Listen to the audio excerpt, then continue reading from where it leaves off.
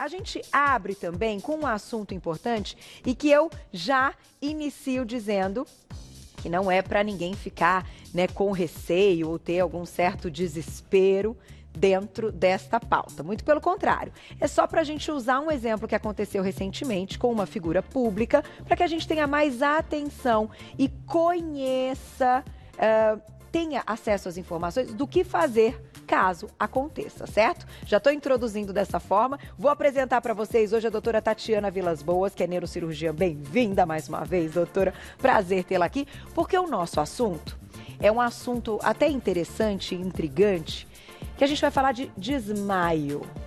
Até que ponto ou em qual momento o desmaio se torna algo preocupante?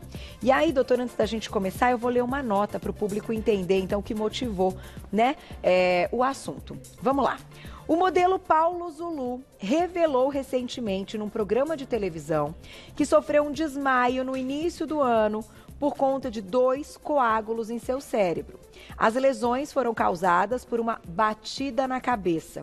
Ele imaginou que a batida não era grave e cuidou apenas do inchaço. Mas 12 dias depois, desmaiou e precisou de socorro médico. Foi quando descobriu os pequenos coágulos no cérebro em decorrência do acidente. Olha que coisa interessante, doutora. Confesso, e agora a gente pode entrar aí no nosso assunto, que eu realmente também não tinha conhecimento que algo pudesse acontecer tantos dias depois, né? Sendo que a pessoa ali, após a batida, tenha ficado bem, né? Então, podemos começar por aí. Bem-vinda! Muito obrigada, bem-vinda. Eu acho que é um assunto extremamente importante para as pessoas terem ciência do ocorrido, porque em torno de 20% da população, em algum momento da vida, vai ter um desmaio. Então, não é um número muito pequeno. Então, de cada 10 pessoas que você conhece, 2 vão desmaiar em algum momento. Óbvio que nem todas elas vão ser como o modelo Paulo Zulu, que teve um hematoma subdural. Uhum. O hematoma subdural, na verdade, ele é mais comum em pessoas idosas. E às vezes ele advém de um trauma que não é tão importante. Tá. Eu já tive um paciente que bateu a cabeça enquanto ia escovar os dentes. Trocou a torneira da casa, fizeram uma reforma, colocaram aquelas torneiras altas Maiores.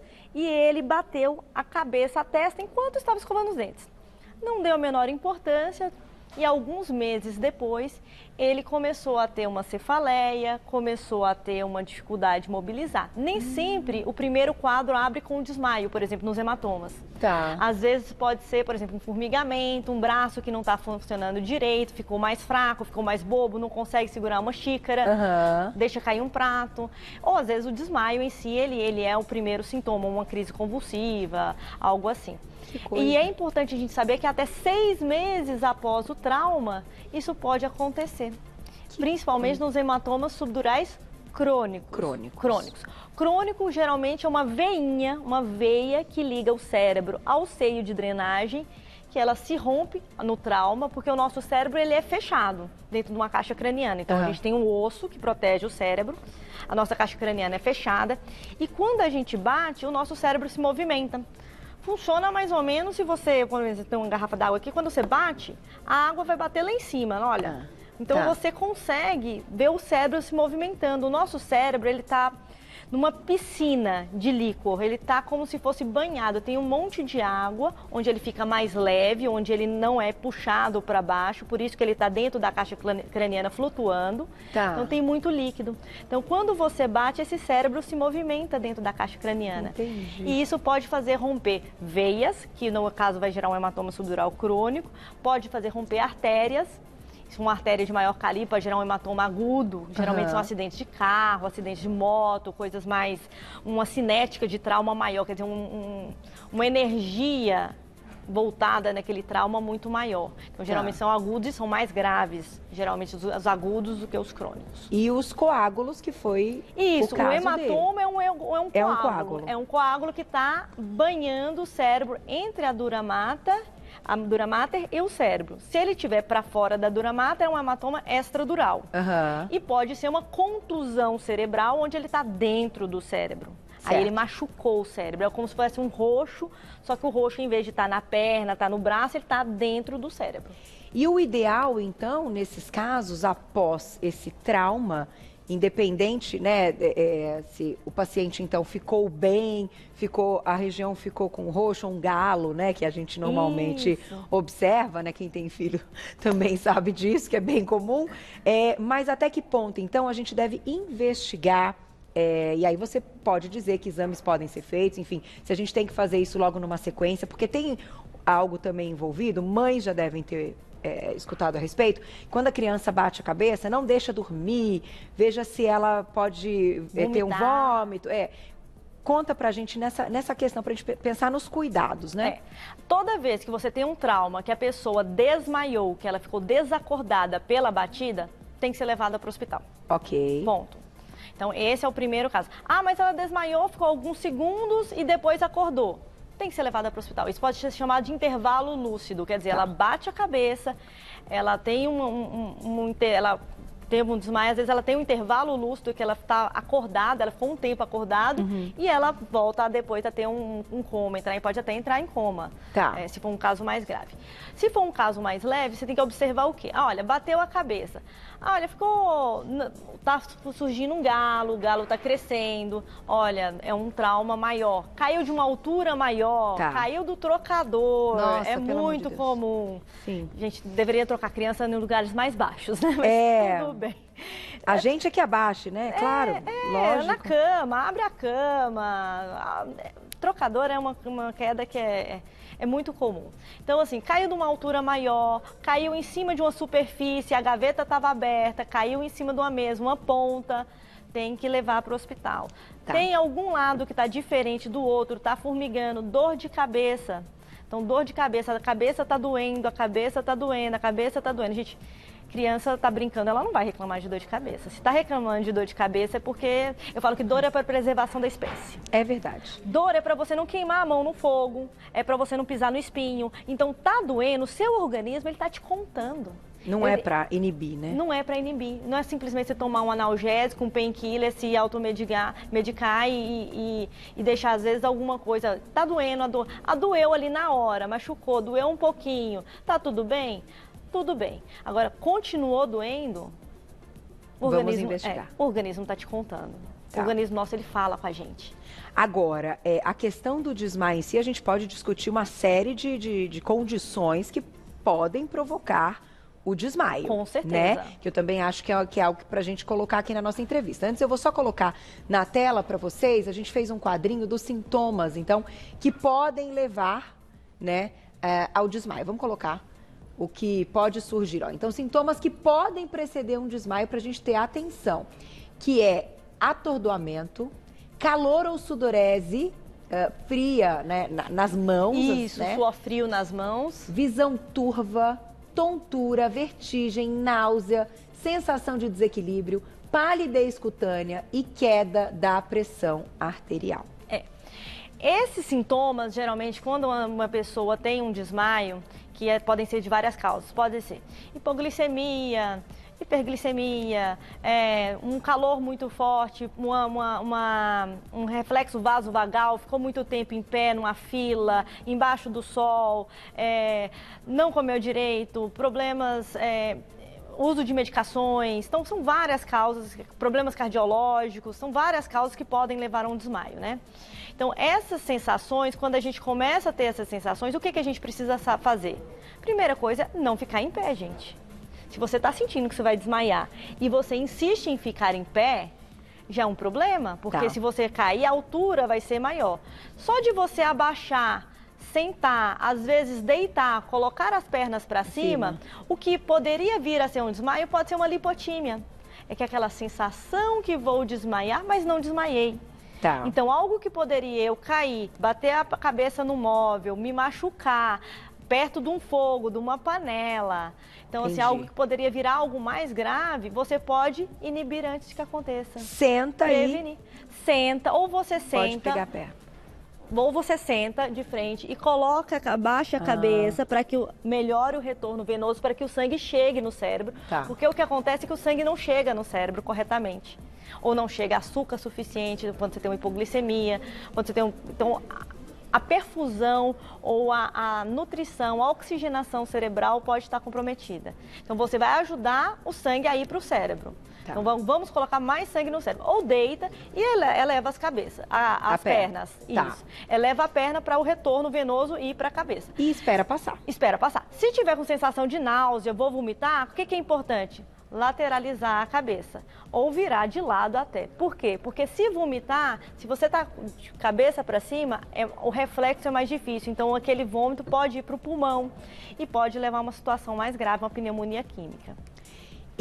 Bom, meu marido tem síndrome do vaso vagal, uma pauta que a gente já fez faz algum tempo. Doutora, se você quiser tocar no assunto, que eu acho sempre interessante, às vezes as pessoas ficam buscando vários diagnósticos para o problema e, enfim, não conseguem encontrar um diagnóstico da síndrome do vaso vagal. Então, quando você diz esse lance de botar a cabeça para baixo, eu vejo ele em várias situações, claro, mas ele desmaiou algumas vezes para aprender a fazer isso antes de chegar nessa questão, né? E que cada um vai ter o seu motivo para levar essa síndrome do vaso vagal. Então, eu já vi várias vezes mesmo, né? No caso dele é quando tem sangue, né? Uma questão... Sensação forte, emoções fortes, medo. Quando ele vê um corte aberto, aumentado, né? Nessa situação, ele precisa... fazer como você comentou. Só que, até que ponto, então, a gente está falando de um assunto que, como você disse, a cada 10 pessoas, 2 vão ter desmaio. A gente precisa encontrar diagnósticos para isso, ou para conseguir conviver com algumas coisas, ou, de fato, algumas pessoas não vão ter um diagnóstico e vão ter episódios de desmaio. Quando a gente tem um desmaio, é sempre bom investigar. Tá. Por quê? Porque primeiro a gente vai afastar causas graves. Uma arritmia cardíaca, uma insuficiência de válvula aórtica. Então, por exemplo, uma avaliação cardiológica é importante, uma avaliação neurológica também pode ser importante, porque às vezes o desmaio não é simplesmente um desmaio, pode ser uma crise convulsiva tipo drop attack. Entendi. Então, essa crise convulsiva pode ser o presságio, por exemplo, que você tem uma lesão, um tumor no cérebro. E que se você encontra ele menor, ele pequenininho, muitas vezes a chance de você conseguir uma ressecção efetiva, um tratamento mais eficaz para aquela lesão é maior do que se você deixa passar. Entendi. Entendeu? Por exemplo, o coração. Se você tem uma arritmia cardíaca, procura um cardiologista. É necessário fazer uma investigação, porque aquela arritmia pode levar a um desfecho não favorável. A pessoa pode até vir a óbito. Mas assim, pode morrer daquele problema. Mas se você às vezes trata no início, tem às vezes marca-passo, tem ablação, existem vários tratamentos que hoje em dia nem sempre é cirurgia aberta, tem vários tratamentos que são passíveis, né? Então acho que você procurar uma diabetes, se você, por exemplo, vai esperar uma diabetes lesar dentro das artérias, lesar o rim, lesar o olho, você pode ter a cegueira diabética, polineuropatia diabética. Então, assim, você tem que realmente procurar o que está acontecendo. Hipoglicemia. Hipoglicemia também é muito importante saber o que você tem.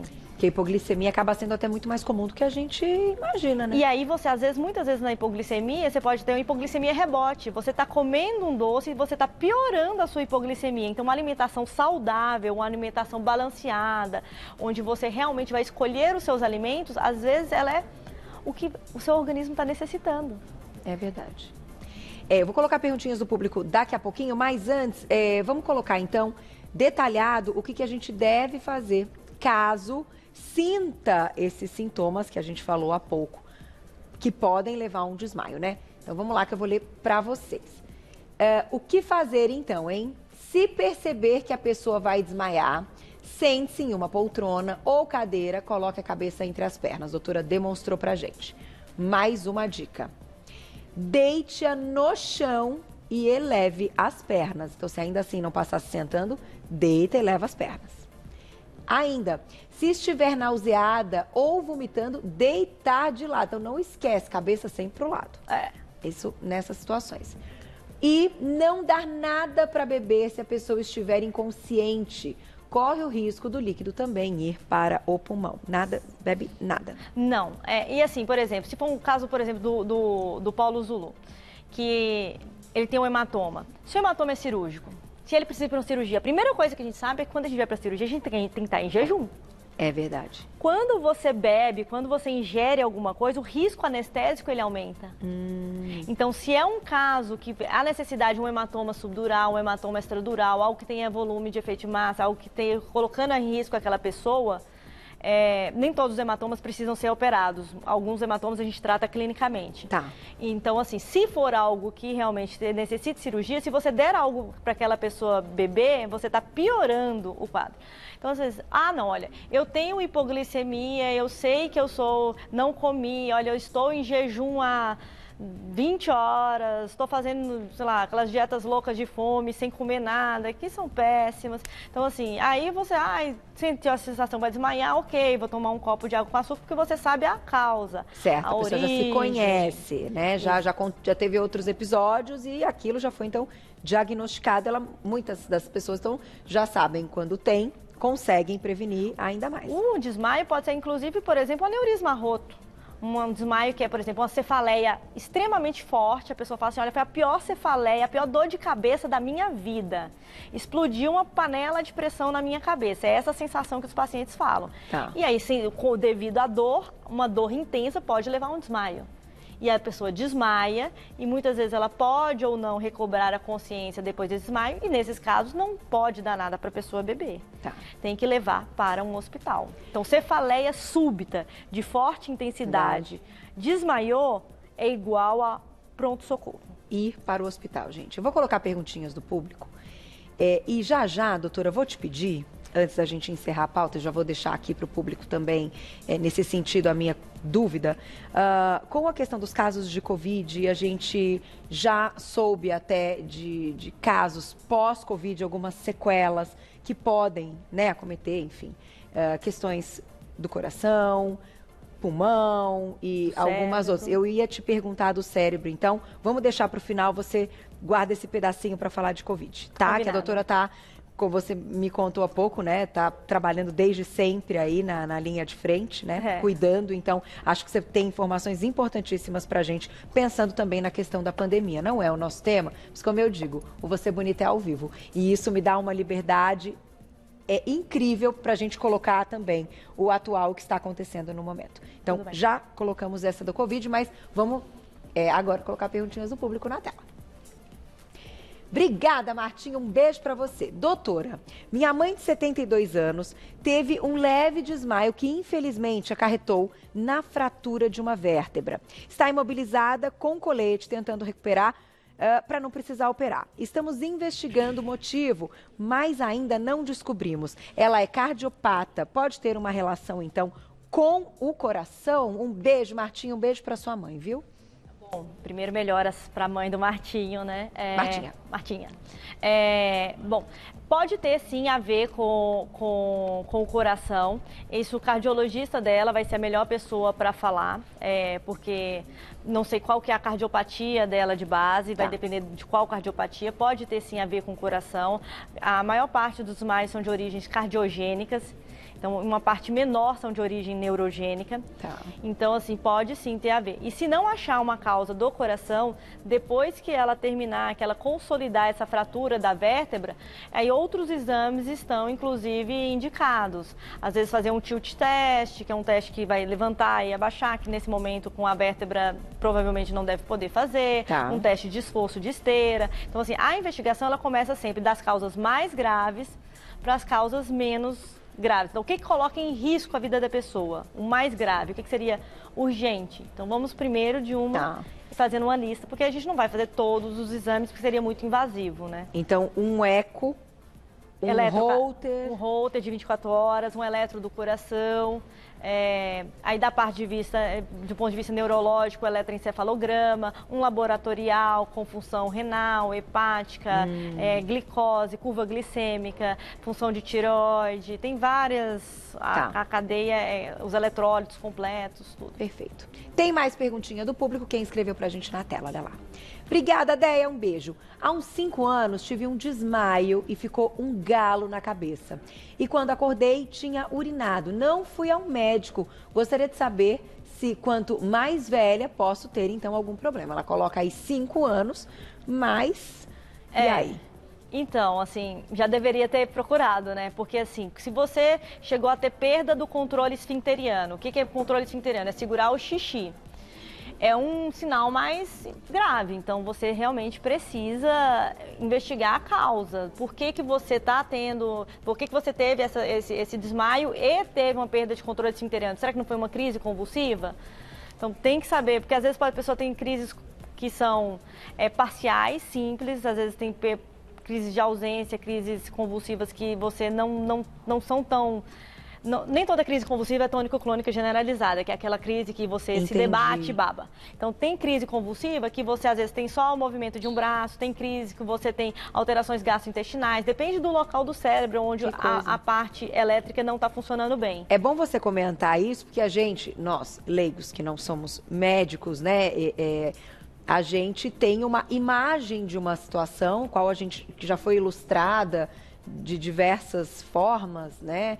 Inclusive para as pessoas que também cuidam e têm um diagnóstico até de epilepsia, enfim, já fizemos muitos assuntos ligados a isso, e que fica para a gente esta imagem, que só é convulsão se tiver, então, envolvido a questão, né, do líquido, a questão do tremor, até da língua, dos olhos. Então, não é sempre assim. Não. Pode ter convulsão e não apresentar tudo isso. Sim, sim. Porque, assim, para ter uma convulsão tônico-clônica generalizada, você tem um envolvimento de ambos os hemisférios. Tá. Então, aquele potencial elétrico anormal, ele contaminou todo o cérebro e está dos dois lados. É uma tempestade. Entendi. Você tem crises convulsivas que são menores. Você tem parcial simples, por exemplo. Eu estou aqui, às vezes a perna está mexendo, tá só focado na área, a minha perna está mexendo, eu estou consciente, eu estou falando, eu estou entendendo, eu estou sabendo que a minha perna está mexendo e eu não estou mandando a minha perna mexer. Entendeu? Entendi. Então isso é uma crise convulsiva parcial simples. Parcial complexa, começou a mexer e eu perdi o nível de consciência, eu tive um desmaio, eu perdi o nível de consciência. Então, às vezes pode ter, por exemplo, um descontrole do esfíncter, uma incontinência urinária, incontinência fecal. Tá. Aí você tem as crises, aí depois é para as crises complexas. Deve buscar ajuda de qualquer forma. certeza. Então, Deia, vai lá, faz o check-up. Estamos Passa num no momento... neuro. Gente, a gente está num momento dificílimo, mas, infelizmente, as outras coisas não deixaram de existir e acontecer, né? Sim, com certeza. E a gente precisa prestar muita atenção para que essas coisas não fiquem mais graves. Você perca a oportunidade de tratar, porque tudo que você trata no início é muito melhor para ser tratado, é mais fácil, você consegue um controle melhor, você não tem um agravamento daquela situação. Tá aí. Mais perguntinha do público, quem escreveu pra gente. Obrigada, Má, um beijo pra você. Tenho todos esses sintomas, mas não chego a desmaiar. Tenho ansiedade a 1000. O que fazer? Então, ela já tem uma ideia que a ansiedade está envolvida aí no quadro. O que você não está sozinha, né, Má? Com tudo que a gente está vivendo, eu acredito que a ansiedade aumentou para todo mundo.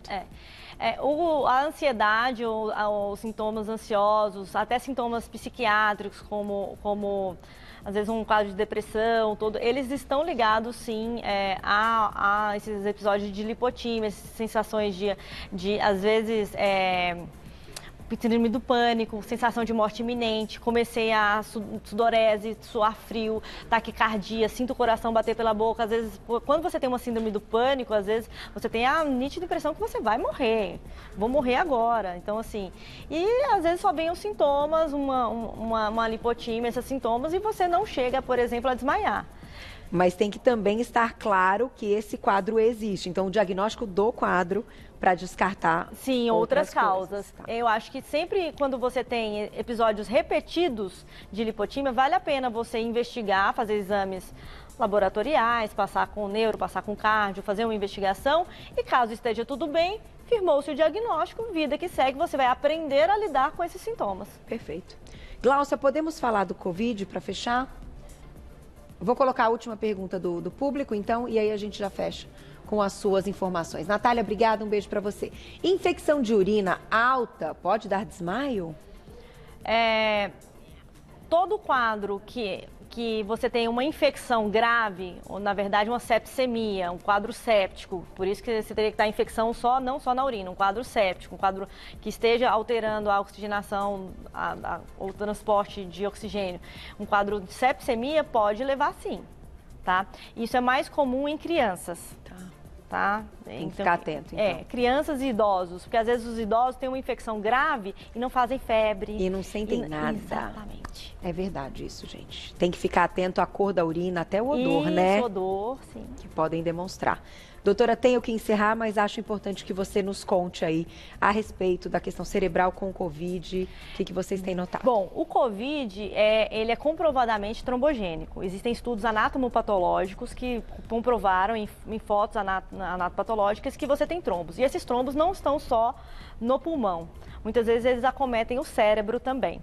Então, assim, a gente teve notado aí no Covid, principalmente no início, que tinham mais casos, porque a gente estava aprendendo ainda muito sobre o Covid, Sim. Uma doença nova, uma doença que o conhecimento está sendo construído, que alguns pacientes eles apresentavam quadros de isquemia cerebral secundários ao Covid. Então, assim, o AVC, você teria um AVC, um trombo... Uma chance de desenvolver. Exatamente. Inclusive, pós-Covid. Então, assim, não só durante a vigência da infecção, mas no pós-Covid. E isso até em pacientes que não tiveram problemas durante... né, o período que estavam infectados. Sim. A gente tem hoje em dia dosado alguns marcadores no sangue, o dímero D, o fibrinogênio, a procalcitonínia em caso de infecção. Então a gente tem dosado esses marcadores para saber o quão alterados esses marcadores estão no sangue. Isso mesmo. Durante e após. Durante e após. Então, gente, tem que ter ajuda de qualquer forma, então o pós... 30 a 60 dias após. Fazer de novo, né? Um acompanhamento. Doutora, eu vou te agradecer. Que aula, hein? Como a gente aprende, assim que é bom. Porque tem coisa que a gente não pode prevenir, a gente não sabe que vai acontecer, né? Infelizmente, a gente não tem bola de cristal. Quer dizer, nem sei se é infelizmente ou felizmente. No entanto, quando a gente está bem informado, a gente sabe pelo menos agir, né? E tomar as decisões corretas. Te agradeço mais uma vez. Eu vou deixar um contato para vocês do Hospital San Genaro, @Hospital San Genaro, o Genaro com 2 N's, tá? É o Instagram deles. Tudo junto para vocês seguirem. E o site, hospitalsangenaro.com.br, que hoje permitiu que a doutora Tatiana Vilas Boas, neurocirurgia, estivesse com a gente. Muito obrigada, doutora. Eu que agradeço. Vamos lá, a todos. coragem e gentileza sempre, né, para seguir. Sempre. Obrigada. Até a próxima.